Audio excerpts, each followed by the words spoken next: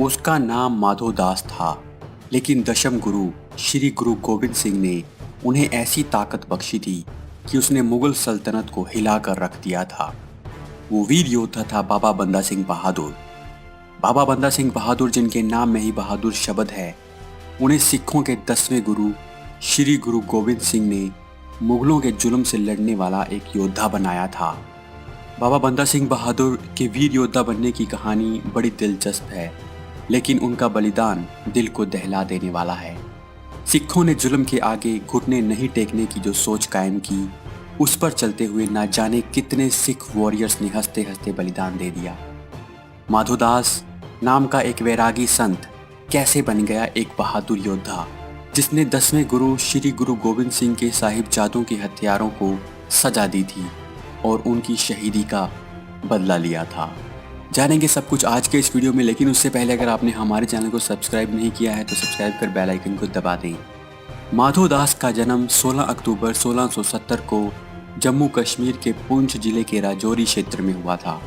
उनका असली नाम लक्ष्मण देव था, जिन्होंने 15 वर्ष की आयु में ही वैराग्य धारण कर लिया था। माधोदास बचपन में घुड़सवारी, तीरंदाजी और तलवार चलाने की शिक्षा लिया करते थे, लेकिन एक दिन अचानक शिकार करते हुए उन्होंने एक हिरनी पर बाण चला दिया। दुर्भाग्य से जिस हिरनी को वो बाण लगा वो गर्भवती थी और बाण लगने के बाद वो हिरनी और उसका बच्चा भी मर गया। इस दृश्य को देखकर माधोदास बहुत दुखी हुए और उन्होंने सब कुछ छोड़कर तीर्थ यात्रा पर जाने का निर्णय लिया। माधोदास ने सभी तीर्थों की यात्रा की, बहुत से साधु संतों से ज्ञान और योग साधनाएं सीखी। इसी बीच उनकी मुलाकात जानकी दास नाम के एक बैरागी साधु से हुई और वो उनके शिष्य बन गए। इसके बाद भी वो तीर्थ स्थलों का भ्रमण करते रहे।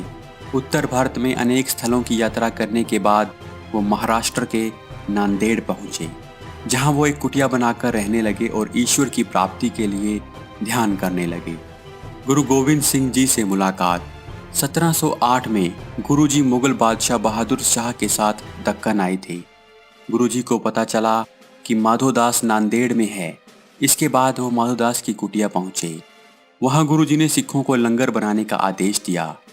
ये खबर सुनकर माधोदास, जो उस कुटिया से कुछ दूरी पर था, बहुत क्रोधित हो गया। माधोदास बहुत से तंत्र मंत्र और विद्याएं जानता था। उसने क्रोध में गुरुजी पर उन विद्याओं का प्रयोग किया, लेकिन जब उसने देखा कि उसके तंत्रों मंत्रों का कोई असर नहीं हो रहा, तब वो गुरुजी के चरणों में गिर पड़ा। गुरुजी ने उससे पूछा कि बताओ माधोदास, तुम कौन हो? तब माधोदास ने कहा कि मैं आपका बंदा। गुरुजी जानते थे कि वो एक योद्धा है, जिसका जन्म पूजा पाठ और उस तरह के धार्मिक कर्म कांड के लिए नहीं हुआ जो वो कर रहा था, बल्कि उसका जन्म हुआ था जुल्म के खात्मे के लिए। गुरुजी ने माधोदास को सितंबर 1708 को अमृत पान करवाया और उसे नया नाम दिया, बंदा सिंह बहादुर। बंदा सिंह बहादुर का पंजाब अभियान। गुरुजी मुगल बादशाह बहादुर शाह के साथ दक्कन आए थे। वो चाहते थे कि मुगल बादशाह पंजाब में सरहंद के नवाब वजीर खान और उसके दूसरे साथियों को सजा दे, जिसने गुरुजी के दोनों छोटे साहिबजादों को दीवारों में चिनवाकर कत्ल करवा दिया था और उनकी माता गुजरी को भी मार डाला था। लेकिन जब उन्होंने देखा कि मुगल बादशाह बहादुर शाह की ऐसा करने की कोई इच्छा नहीं है, तब उन्होंने बंदा सिंह बहादुर को पंजाब के अभियान की जिम्मेवारी दी। गुरुजी ने बंदा सिंह बहादुर को अपनी तलवार, धनुष, अपनी तरकश के 5 तीर, नगाड़ा, निशान साहिब और अपने हाथों से लिखा एक हुक्मनामा देकर पंजाब रवाना किया। गुरुजी के द्वारा दिए उस हुक्मनामे में सभी सिखों को बंदा सिंह बहादुर के साथ जुड़ने के लिए कहा गया था, ताकि पंजाब में मुगलों के जुल्म को खत्म किया जा सके। बंदा सिंह के साथ 5 हजूरी सिखों को भी भेजा गया, ताकि पंजाब में सिखों को बताया जा सके कि बंदा सिंह को गुरुजी ने ही ये जिम्मेवारी दी है और उन्हें सरहंद पर चढ़ाई करने की पूरी ताकत बख्शी है। महाराष्ट्र से पंजाब पहुंचने में बंदा सिंह को लगभग 1 साल का समय लगा। हालांकि वो 4 से 5 महीने में पंजाब पहुंच सकते थे, लेकिन मुगल बादशाह ने अपने सैनिक उनके पीछे लगा दिए थे, जिस कारण वो छुपते हुए और रास्ते में सिखों को अपने साथ मिलाते हुए पंजाब की ओर बढ़ रहे थे। रास्ते में बंदा सिंह को खबर मिली कि गुरुजी नहीं रहे। इसके बाद बंदा सिंह की क्रोध की अग्नि और अपने गुरु का आदेश पूरा करने की इच्छा और भी प्रबल हो जाती है और वो सरहंद की ओर बढ़ने लगते हैं। रास्ते में बंदा सिंह बहादुर ने कुछ डाकुओं को भी सबक सिखाया और वहां के लोगों को उनके आतंक से मुक्ति दिलाई। सरहंद की ओर बढ़ते हुए बंदा सिंह बहादुर के साथ सिख जुड़ते जा रहे थे। इसी बीच बंदा सिंह ने सोनीपत और कैथल में मुगलों के खजाने को लूट लिया और उन्हें लोगों में बांट दिया।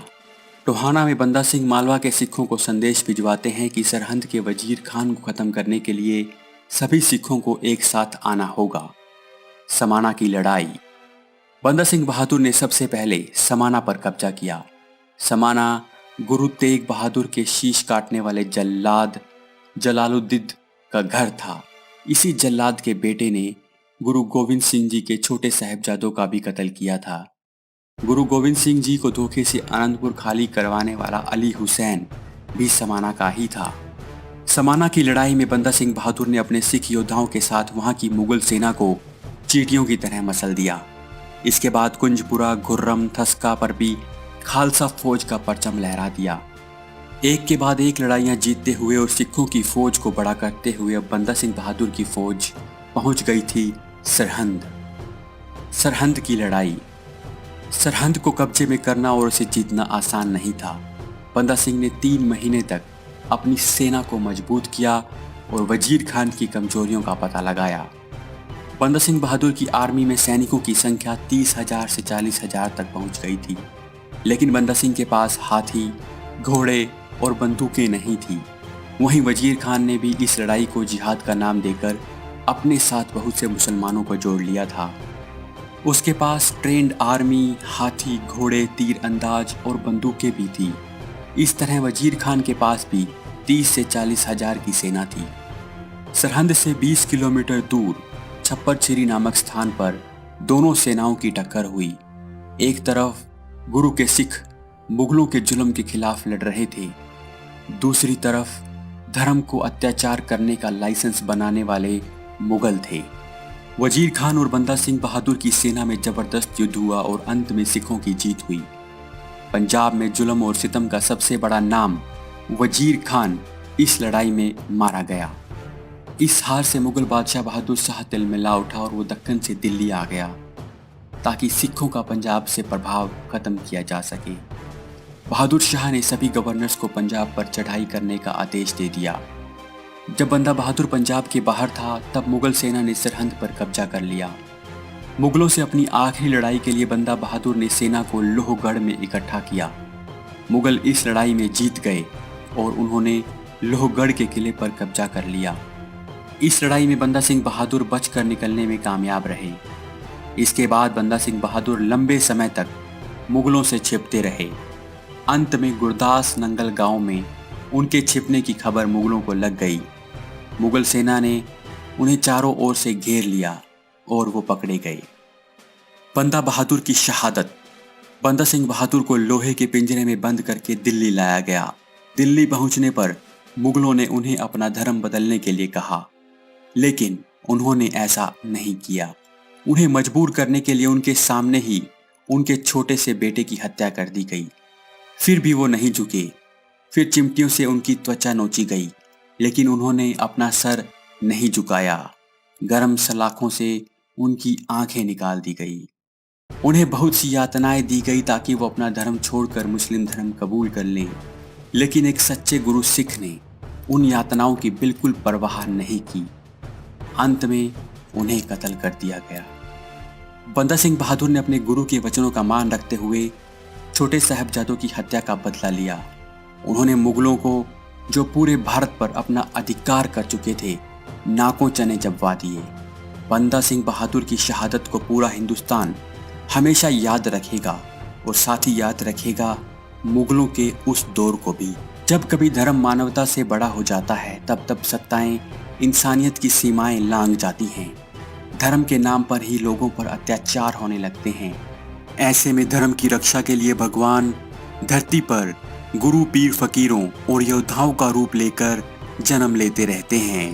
दोस्तों, अगर आपको ये वीडियो पसंद आए तो वीडियो को लाइक और शेयर जरूर करें और किस योद्धा के बारे में आप हमसे जानना चाहते हैं आप हमें कमेंट करके जरूर बताएं।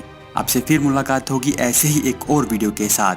तब तक के लिए नमस्कार।